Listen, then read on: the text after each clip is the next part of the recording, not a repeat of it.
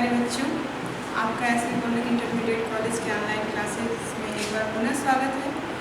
मैं आपको ये अवगत कराना चाहती हूँ कि सत्र 2020 में हाई स्कूल जो बोर्ड एग्जामिनेशन हुए हाई स्कूल और इंटरमीडिएट, उसमें विद्यालय का रिजल्ट जो है हाई स्कूल में 100% एंड इंटरमीडिएट में 96.68% रहा, जिसमें कक्षा 10 की बालिका अंजलि पटेल ने 88.16% अंक प्राप्त किया।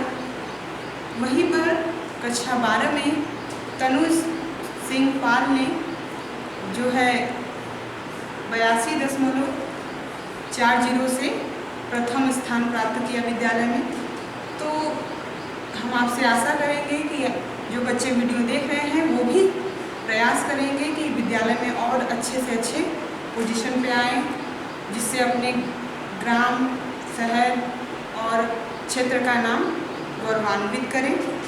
तो चलते हैं, अब हम अपने टॉपिक पे आते हैं। जो हमारा टॉपिक है इसमें आपको आज नया टॉपिक मिलेगा, आव्यूह का परिवर्त।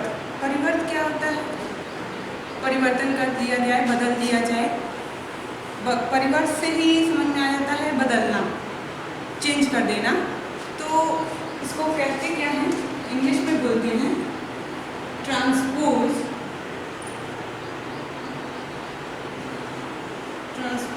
Of matrix.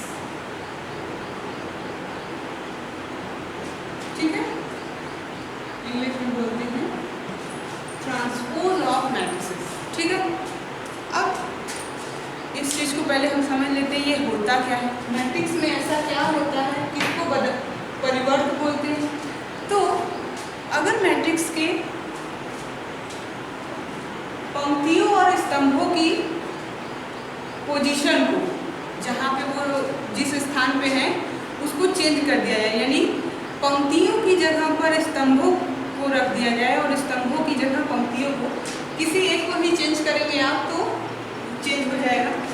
कहने का मतलब है अगर पंक्तियों को कॉलम के रूप में हम व्यक्त कर दें, रो को कॉलम के रूप में व्यक्त कर देंगे, तो इस प्रकार से जो मैट्रिक्स हमको प्राप्त होगी वो पिछली यानी पूर्व मैट्रिक्स की ट्रांसपोज कहलाएगी, परिवर्त कहलाएगी। तो डेफिनेशन लिख लेते हैं, थोड़ा पहले ध्यान से सुनते हुए आप नोट करते चलिए क्या इसकी परिभाषा होगी।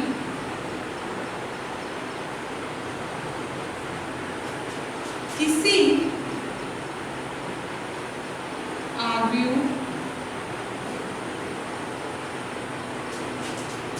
A का परिवर्त A ट्रांसपोज से व्यक्त करते हैं,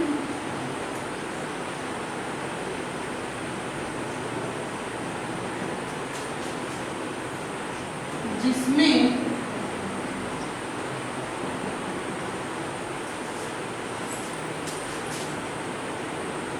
पंक्तियों तथा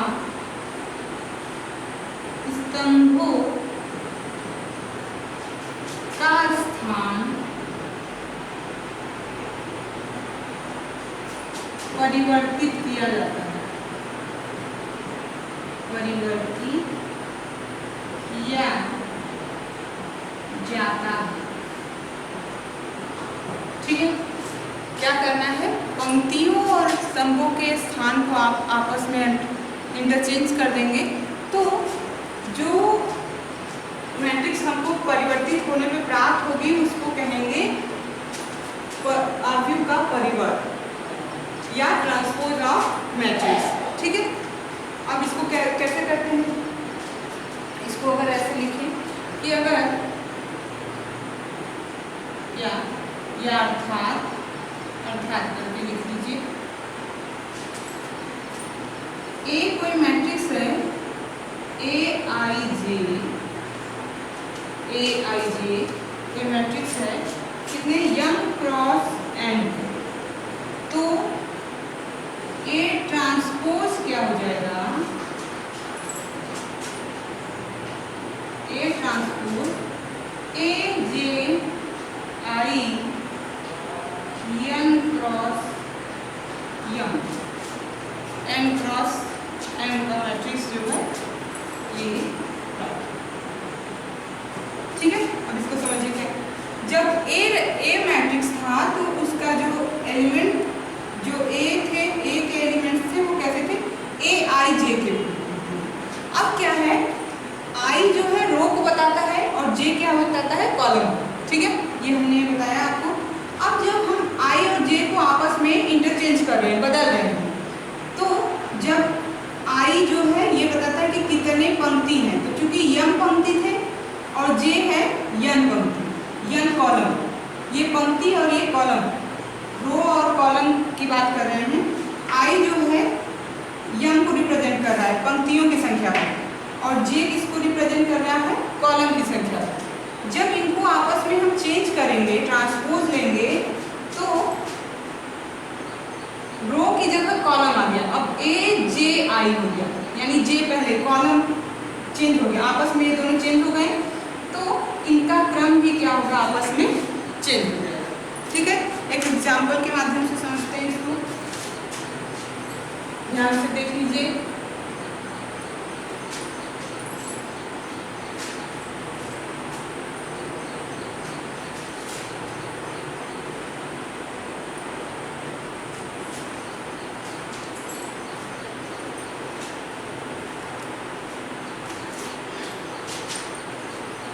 उदाहरण,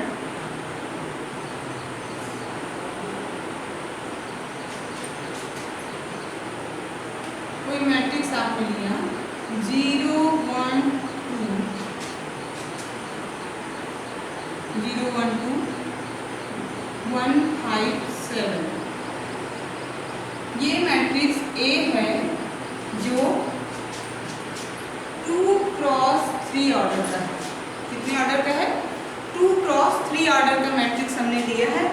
अब हमको इस मैट्रिक्स ए का ट्रांसपोज निकालना है, परिवर्त निकालना है, ठीक है। तो ए ट्रांसपोज, ए का परिवर्त, इसी को ए ट्रांसपोज का टी जो है पावर के रूप में रहेगा, ठीक है, या इसी को, या ए डैश, डैश से भी इसको डिनोट करते हैं ट्रांसपोज को, ये दोनों सिंबल है उसको रिप्रेजेंट करने के लिए। ये क्या हो जाएगा, अब जो हम मैट्रिक्स से लिखेंगे वो कहता है कि किसी एक को चेंज करिए, रो को अगर कॉलम के रूप में लिखा जाए, ये रो है, पहला रो है, ये दूसरा रो है, तो रो को जब कॉलम के रूप में लिखेंगे तो ऐसे ये चेंज हो जाएगा, पूरा पलट जाएगा, तो कैसा हो जाएगा, 0 1 2, इस प्रकार से। देखिए ये पंक्ति इस प्रकार से थी, उसको हमने कॉलम में चेंज कर दिया, 0 1 2, फिर दूसरे पंक्ति को हम चेंज करेंगे तो ये क्या हो जाएगा, 1 5 7। तो अब ये जो नई मैट्रिक्स मिली है हमको, उसका ऑर्डर क्या हो जाएगा, ये ट्रांसपोज निकालने पे इसका ऑर्डर देखिए 1 2 3, यानी 3 रो हो गए और कॉलम की संख्या क्या हो जाएगी, 1 2। तो यहाँ देख रहे हैं चेंज हो गया ना क्रम, यहाँ 2 क्रॉस 3 था, यहाँ क्या हो गया 3 क्रॉस 2। तो इस प्रकार से ट्रांसपोज लेने पे क्रम भी उसका बदल जाता है। अब आते हैं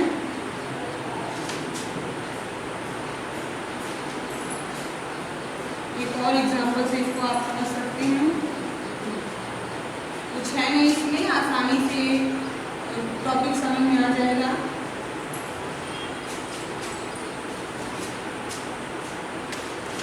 एक और एग्जांपल ले लीजिए, एग्जांपल नंबर 2। मैट्रिक्स ए जो कर हमने लिया a b c b d e c e f, ये जो है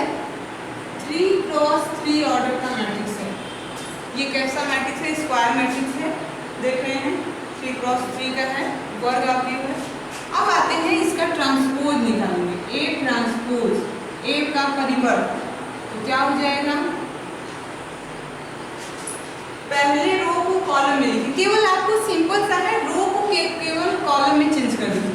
तो पहला रो ये है ए बी सी, फिर दूसरे को आप दूसरे रो को कॉलम में चेंज करिए, तो बी डी ई, और तीसरे को चेंज करिए सी ई एफ। 3 क्रॉस 3 ऑर्डर का ये पुनः रहेगा क्योंकि ऑर्डर दोनों सेम होंगे, रो कॉलम। अब यहाँ पे आपने एक नई चीज देखी, क्या कि जो ये ट्रांसपोज था, मतलब ये जो मैट्रिक्स ओरिजिनल थी उसका ट्रांसपोज भी हमको वही दिख रहा है। देखिए एलिमेंट्स में नहीं, a b c, b b d e और सी ई एफ, ये एक नया सा कैसा मैट्रिक्स हमने लिया जो कि ट्रांसपोज लेने पर भी वही मैट्रिक्स पुनः प्राप्त हो गया। तो अब जो हम टॉपिक आपको बताने जा रहे हैं वो इसी से रिलेटेड है कि जो उसका नाम बता दें उस, अब इस अवयव में टाइप्स में आ जाते हैं। सममित, सममित अवयव, इंग्लिश में बोलते हैं सिमेट्री, सिमेट्री मैट्रिक्स।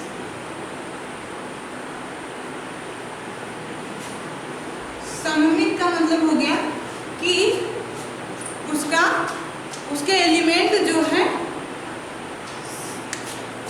उसका जो रूप होगा वो सेम पहले वाले मैट्रिक्स की तरह ही बनेगा। तो इसके लिए इसकी परिभाषा क्या हो जाएगी कि यदि किसी मैट्रिक्स ए का, कोई मैट्रिक्स हमने लिया ए, उसका हमने जब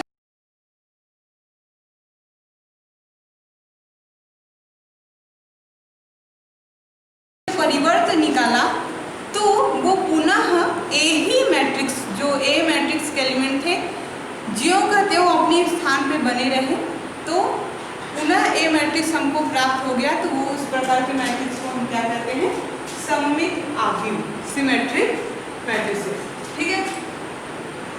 यानी कह सकते हैं यदि किसी अवयव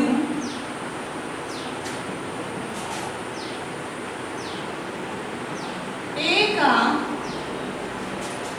परिवर्त, या ब्रैकेट में लिख लीजिए A is equal to A transpose,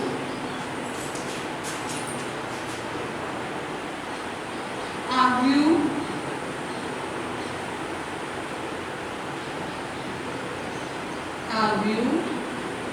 ए के बराबर होता है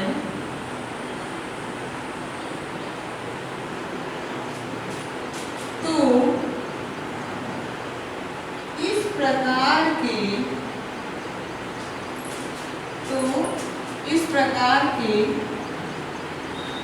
अवयव को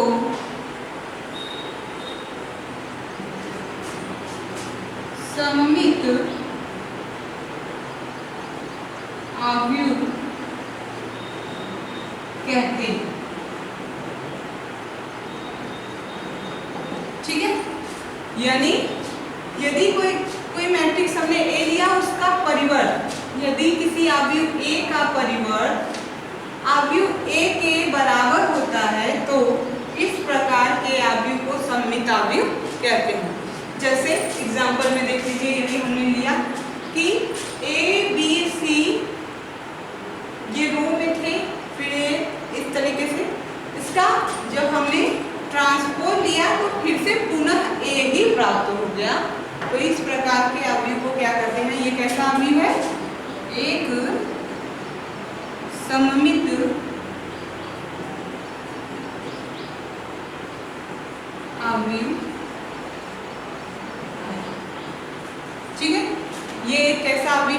सममित अवयव।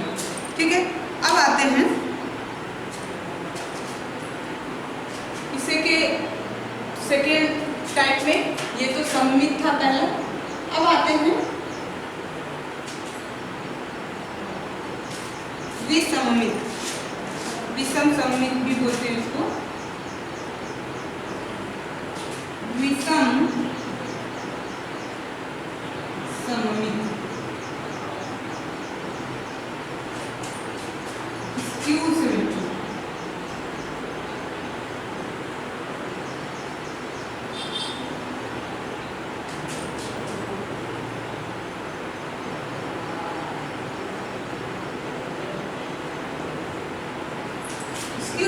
क्या कहलाता है? विषम सममित। यदि ए का ट्रांसपोज लेने पर मैट्रिक्स ए ही प्राप्त हो परंतु वह ऋणात्मक हो जाए, निगेटिव प्राप्त हो। यानी जहां पे ये दिख रहा था कि ए ट्रांसपोज इक्वल टू ए है, अब यहीं पे हमको क्या मिलने लगे, ए ट्रांसपोज लेने पर अगर ए निगेटिव हो जाता है तो ये क्या कहलाता है? स्क्यू सिमेट्री यानी विषम सममित। तो इसकी परिभाषा देख लीजिए। यदि, लिख लीजिए आप सुनकर, यदि किसी आव्यूह ए का परिवर्त आव्यूह ए के ऋणात्मक के बराबर होता है तो इस प्रकार के आव्यूह को विषम सममित कहते हैं। अर्थात A transpose equal to minus A, अर्थात A transpose equal to minus A. एक बार फिर से डेफिनेशन सुन लीजिए। आपने जैसे सममित की परिभाषा दी सेम है, बस यहाँ आव्यूह ए के ऋणात्मक के बराबर होता है, बस यही आपको बढ़ाना है। इसी प्रकार से डेफिनेशन होगा। यहाँ पे देख रहे थे कि ए ट्रांसपोज के बराबर हो रहा था, यहाँ पे क्या मिला है कि ए ट्रांसपोज लेने पर माइनस ए प्राप्त होता है। ठीक है, तो इस प्रकार के जो अवयव होते हैं उनको हम क्या कहते हैं? विषम सममित अवयव कहते हैं। एग्जाम्पल देख लिया जाए।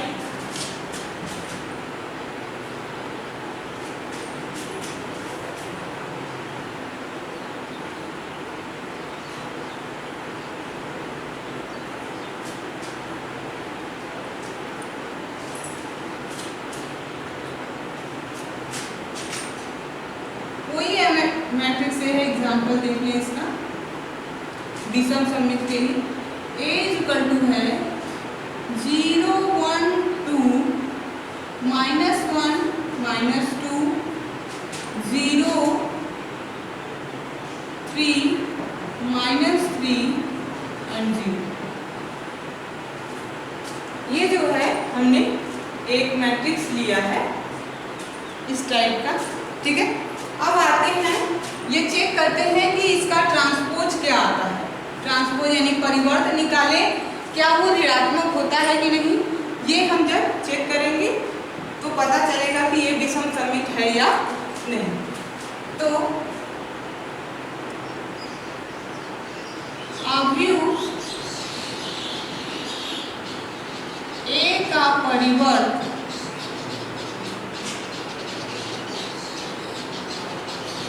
क्या कर सकते हैं? ए ट्रांसपोज, इसको डैश से भी दिखाते हैं, क्या हो जाएगा? अभी बताया मैंने, तो रो को जो है कॉलम के रूप में लिखेंगे तो 0 1 2, दूसरे को लिखेंगे तो -1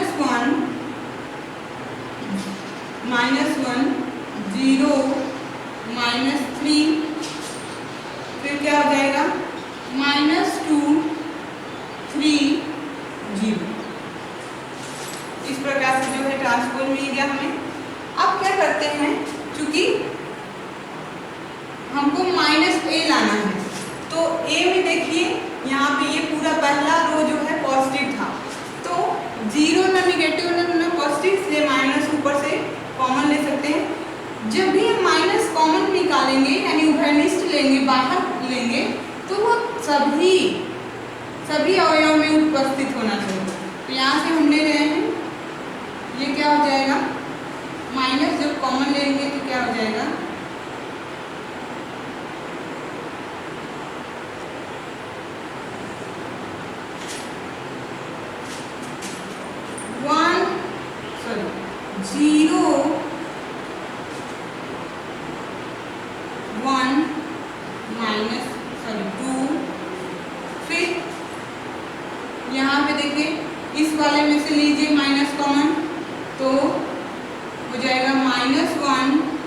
0 -3, यहाँ से माइनस कॉमन लीजिए, क्योंकि जब कॉमन लेंगे हम माइनस तो उसके प्रत्येक रो या प्रत्येक कॉलम से हम माइनस लेते हैं, तभी जाके वो निगेटिव होगा। ठीक है, तो ये क्या हो जाएगा माइनस, यहाँ से जब माइनस कॉमन लेंगे तो क्या हो जाएगा -2 3 0।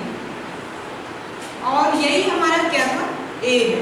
a में देखिए -1 -2 -1 -2 -3 यहाँ पे है, बाकी सब पॉजिटिव है, तो ये हमें क्या मिल गया -a, यानी a का ट्रांसपोज लेने पे हमें क्या मिल गया -a।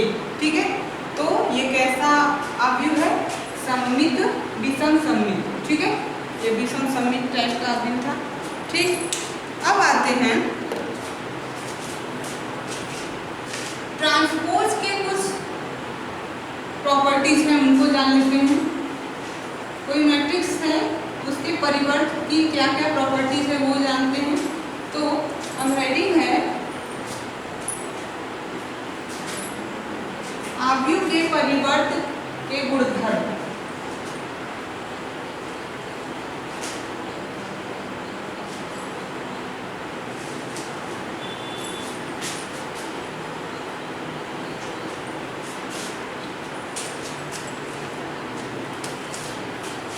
अवयव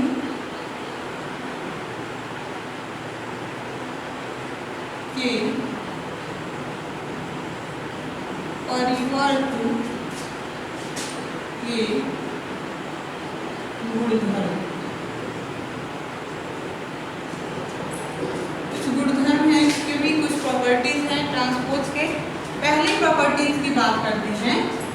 अगर मैट्रिक्स ए का हमने ट्रांसपोज लेके पहली बार ट्रांसपोज लिया, इसके बाद पुनः जब दोबारा ट्रांसपोज लेते हैं तो मैट्रिक्स ए प्राप्त होता है। यानी यदि किसी मैट्रिक्स ए का ट्रांसपोज लेने पर जो प्राप्त होता है उसका पुनः से फिर दोबारा दूसरी बार अगर ट्रांसपोज लिया जाए तो वो क्या मिलता है ए, या कह सकते हैं ए ट्रांसपोज का ट्रांसपोज, ए ट्रांसपोज का होल ट्रांसपोज बराबर ए। ठीक है, ये पहला गुणधर्म है। किसी परिवर्त अवयव के परिवर्त का अगर पुनः परिवर्त लिया जाए तो वो क्या मिलता है ए मिलता है। दूसरी प्रॉपर्टीज पे आते हैं। यदि किसी अदिश के साथ इस मैट्रिक्स ए का अवयव ए का किसी अदिश के साथ गुणा किया गया हो और उसका ट्रांसपोज जब लिया जाता है तो वो क्या होता है, अदिश पे ट्रांसपोज का कोई फर्क नहीं पड़ता। ये अदिश है, अचर टाइप का कुछ कांस्टेंट होगा, इस पे जो है ट्रांसपोज का कोई फर्क नहीं पड़ता और मैट्रिक्स ए का ट्रांसपोज होगा। ठीक है, दूसरा था। अब आइए तीसरे पर।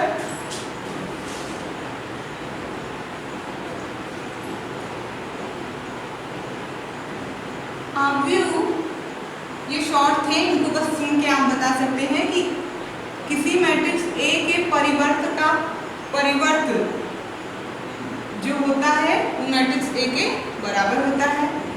मैट्रिक्स ए के साथ किसी अदिश के गुणन का जब ट्रांसपोज लिया जाता है तो अदिश पे कोई प्रभाव नहीं पड़ता, मैट्रिक्स ए का ट्रांसपोज हो जाता है, दोनों का गुणा। अब यदि अवयवों ए तथा यदि अवयवों ए तथा बी के क्रम समान हों तो ए प्लस बी का होल ट्रांसपोज बराबर होता है A transpose plus B transpose. ठीक है, ए और बी समान क्रम के होंगे तभी आपस में जुड़ सकते हैं। तो इनका जब योग किया जाए और योग करने के बाद अगर ट्रांसपोज लिया जाता है यानी परिवर्त निकाला जाए तो वो जो बराबर होता है ए मैट्रिक्स ए का, अलग से आप ट्रांसपोज निकालिए, फिर मैट्रिक्स बी का ट्रांसपोज निकाल के दोनों को ऐड करिए, दोनों क्या होते हैं आपस में बराबर। फिर आते हैं चौथी प्रॉपर्टी पे। उसी प्रकार से जैसे यदि आप लिखो ए तथा बी के क्रम समान हो, ठीक है, ए और बी दोनों समान क्रम के हो, तो वही चीज सबट्रैक्शन में भी होता है, घटाने में भी मिलेगा। ए माइनस बी होल ट्रांसपोज बराबर ए ट्रांसपोज माइनस बी का ट्रांसपोज, ठीक है। जिस प्रकार से योग के लिए ये सत्य है, उसी प्रकार घटाने के लिए भी है, ठीक है। अब आते हैं पांचवें पे। यदि दो मैट्रिक्स ए और बी का गुणनफल लेकर उसका ट्रांसपोज लिया जाता है तो वो जस्ट रिवर्स हो जाता है, यानी वहां पे जो हमें मिलेगा, यदि अवयव ए तथा बी का गुणनफल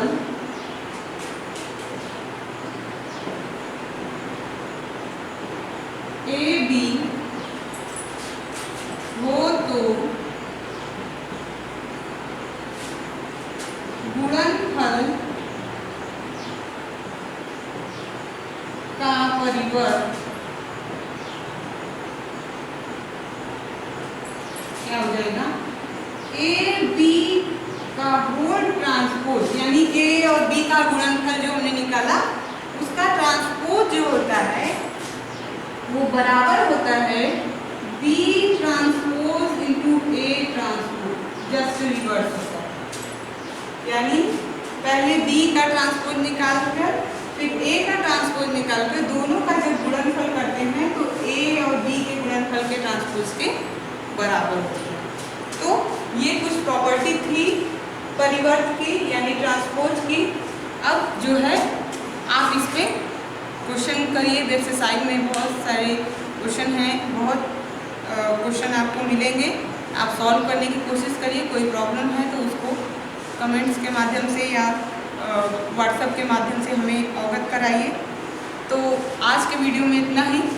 नेक्स्ट वीडियो में नेक्स्ट टॉपिक के नई टॉपिक के साथ हम मिलेंगे। धन्यवाद।